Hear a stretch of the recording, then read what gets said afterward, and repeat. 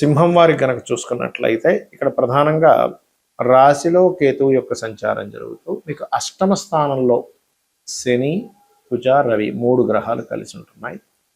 అందులో రవి మీకు 14వ తేదీ నుంచి భాగ్యంలోకి మారిపోతాడు. కానీ ఈ 2 గ్రహాలు అష్టమంలో ఉంటాయి. దీని మూలంగా కలిగే ఫలితాలు అనుకోండి, మరియు ఏ దేవత ఆరాధన చేయాలి, అదేవిధంగా మీ యొక్క పర్సనల్ చార్ట్లో గనక ఈ శని కుజుల కలయిక ఏ భావంలో అంటే ఎటువంటి ఫలితాలు వస్తాయి, దేశకాల పరిస్థితుల్లో ఎటువంటి పరిణామాలు మారనున్నాయి అనేటువంటి విషయాలు చెప్తుంది నేనైనప్పటికీ చెప్పిస్తుంది సాక్షాత్ లలితా అమ్మవారిగా భావిస్తూ ఆ లలితాంబిక అమ్మవారి యొక్క అనుగ్రహం మీకు పరిపూర్ణంగా కలగాలని మనస్ఫూర్తిగా కోరుకుంటూ, ఇక్కడ అష్టమ స్థానము అనేటువంటిది ఆకస్మిక సంఘటనల స్థానంగా చెప్తారు. మీ యొక్క జన్మజాతకంలో అష్టమ స్థానంలో ఎప్పుడైతే శని ఉన్నాడో అది అష్టమ శనికి సూచిస్తుంది. కానీ ఎప్పుడైతే కుజుడు ఆ యొక్క భావంలో అష్టమ స్థానంలోకి కుంభం నుంచి మకరంలోకి వెళ్తున్నాడో అష్టమ శని యొక్క ప్రభావం తగ్గుతుంది. ఇదొక మంచి విషయం చెప్పాలంటే. అలాగే మరి ఈ 2 కలయిక ఉంది కదండి, తాతగారి ఆస్తి సంబంధించిన విషయంలో కొన్నిసార్లు ఆవేశపూరితంగా కొన్ని నిర్ణయాలు తీసుకోవడం చేస్తూ ఉంటారు. ఈ విషయంలో జాగ్రత్తగా ఉండాలి తాతగారి ఆస్తి విషయంలో. రెండవది, మీరు ఏదైనా ఒక వస్తువు తీసుకుంటున్నారు, మిషనరీ కొనుక్కుంటున్నారు, లేదా ఒక ఆభరణం కొనుగోలు చేస్తున్నారు, లేనట్లయితే ఒక భూమి కొనుగోలు చేస్తున్నారు, ఈ యొక్క విషయంలో కూడా ఖచ్చితంగా చూసుకొని కొనుగోలు చేయాలి. వాహనం మీద వెళ్ళేటప్పుడు అతివేగం అనేటువంటిది అస్సలు పనికిరాదు. ఇది ప్రధానంగా గుర్తుపెట్టుకోండి. అలాగే ఇక్కడ మరొక విషయం ఏంటంటే, మీ యొక్క జీవిత భాగస్వామి యొక్క కుటుంబ సభ్యులతో తెలియని చిన్న ఘర్షణ వాతావరణం చూపిస్తుంది. ఇది ఒక రకంగా చెప్పాలంటే అష్టమంలో ఉండే గ్రహాలు, లాభంలో ఉండేటువంటి గురువు ఇది కొంచెం ఎలాగైనా సరే ప్రయత్నం చేసి చేసేటువంటి వ్యాపారాలలో అభివృద్ధి వైపు తీసుకెళ్తుంది. మరియు అదేవిధంగా విజయం వైపు తీసుకెళ్తుంది చెప్పాలంటే. కాకపోతే కొన్ని అప్పటికప్పుడు ఆకస్మికంగా కొన్ని చాలా విలువైనటువంటి నిర్ణయాలు తీసుకోకండి. ఇది చాలా చాలా విలువైనటువంటిది. ఈ యొక్క నిర్ణయం తీసుకోవడం వల్ల నా యొక్క జీవితం అనవసరంగా ఏదైనా ప్రమాదంలో పడుతుంది అనుకునేటువంటి విషయంలో కాస్త జాగ్రత్తగా ఉండండి.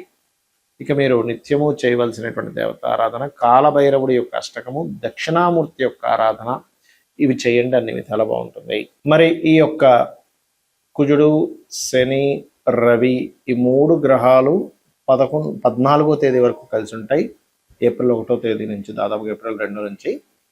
మరి ఈ రవి 14వ తేదీకి మారిపోయిన తర్వాత ఈ 2 గ్రహాలు అయితే కలిసి ఉంటాయి 45 రోజుల పాటు దాదాపుగా, అంటే మే 15, 16వ తేదీ వరకు కూడా.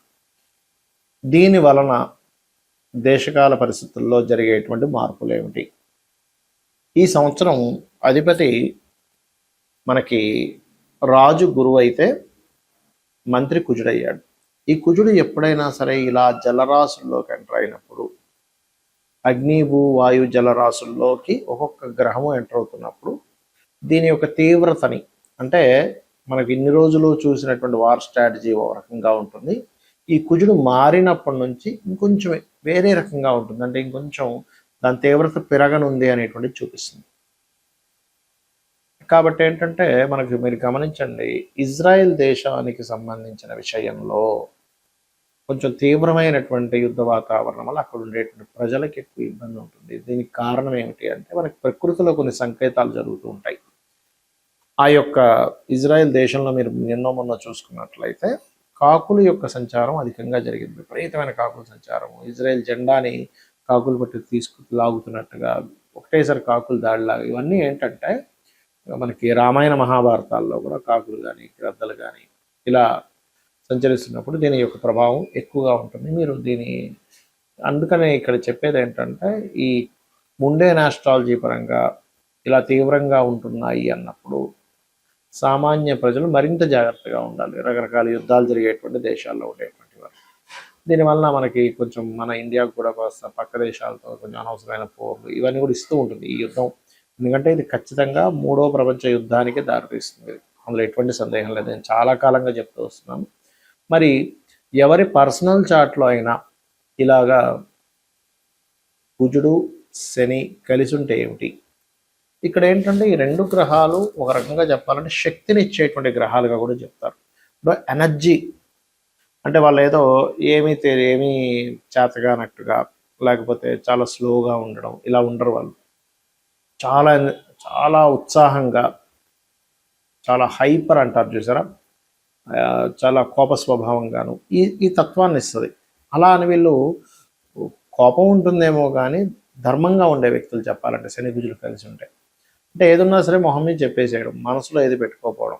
ఏదన్నా సరే ఇప్పుడు మనం చూడండి, ఎవరికైనా ఇప్పుడు ఇన్ సెన్స్ కొంతమంది అందరూ ఉంటారని కాదు, మనసులో ఒకటి ఉంటుంది కానీ బయట వ్యక్తపరిచే విషయంకి వచ్చేసరికి వ్యక్తపరచడమో, ఈ మాట అంటే ఏమవుతుందో, ఈ మాట అనడం వల్ల రిలేషన్స్ పాడైపోతాయేమో, ఈ మాట అనడం వల్ల నాకు రావాల్సిన లాభం రాదేమో, అవతల వాళ్ళు మనల్ని ఏమైనా ఇంకో రకంగా యాక్షన్ తీసుకుంటారేమో, ఇలాంటివన్నీ ఉంటాయి మనకి.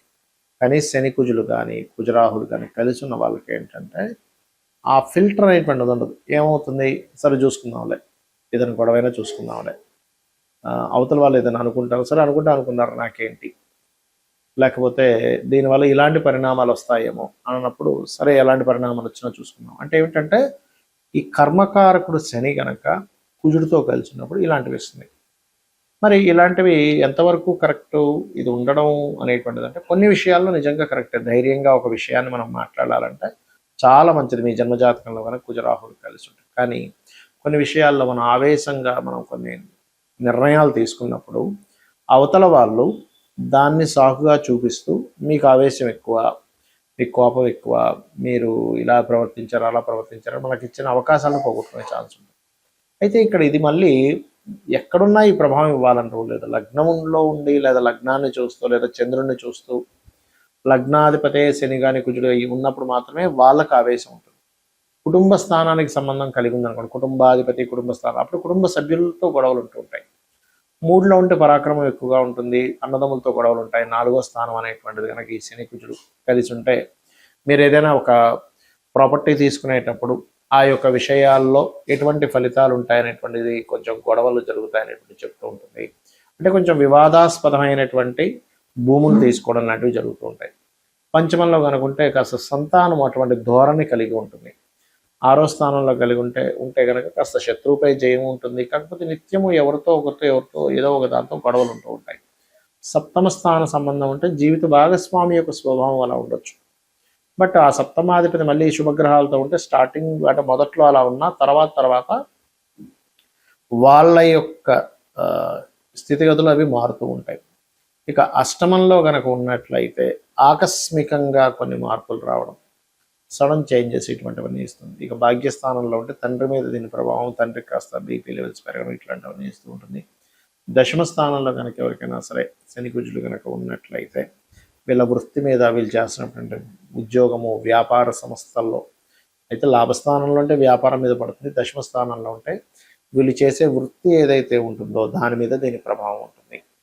ఇక ద్వాదశంలో కనుక ఉన్నట్లయితే దాని యొక్క ప్రభావం దేని మీద ఉంటుంది ఏమిటి అని చెప్పి చూసుకున్నట్లయితే ఇక్కడ ఈ స్థానము ఏదైతే ఉందో 12వ స్థానంలో ఇది తండ్రి యొక్క ఆస్తి మీద, వివాహ జీవితం మీద ప్రభావం ఉంటుంది. మరి దీనికి ఏమిటి, ఎవరికైనా ఇలా ఉండి ఈ యొక్క ప్రభావం మీరు అనుభవిస్తున్నారు అన్నప్పుడు మీరు నవగ్రహాలలో ముఖ్యంగా శని కుజ గ్రహాల దగ్గర ఇంకా ఇంకొక పాపగ్రహం ఏదైనా కలిసిన, ఉదాహరణకు రాహు కూడా కలిశాడు, అప్పుడు ఆ 3 గ్రహాలకి దీపారాధన చేయండి.